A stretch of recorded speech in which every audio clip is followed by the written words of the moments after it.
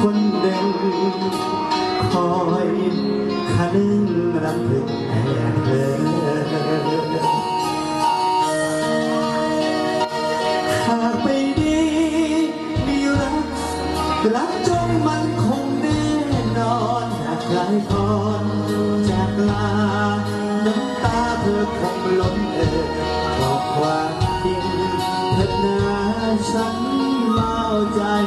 เพียงเธอคอยพบเจอระเบิด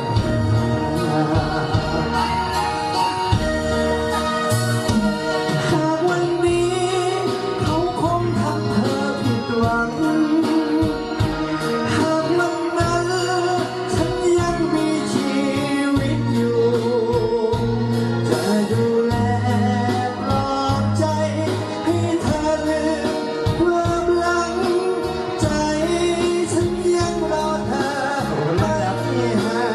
งจดจำคำนี้ฉันมีคำเดียวที่บอกออกจากใจฝากไปมีใครดวงใจไว้วันจะรอคอยแต่เธ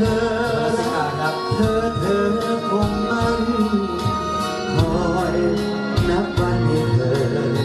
มาขอบคุณครับขอบคุณครับขอบคุณครับขอบคุณเจ้าของบริษัทผมนะครับ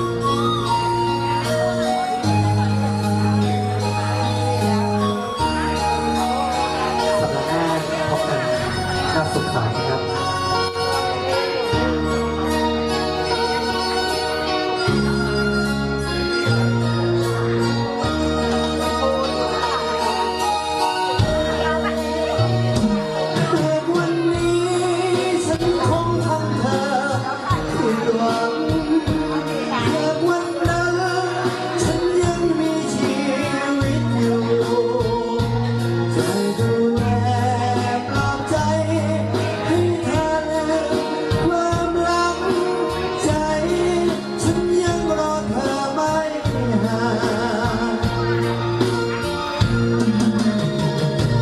จดจำคำนี้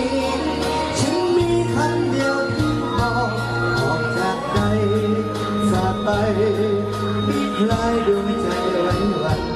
จะรอคอยแต่เธอรักเธอคงมันคอยนับวันให้เธอ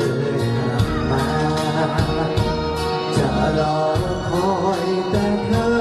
รักเธอคงมันคอยนับวันให้เธอกลับมา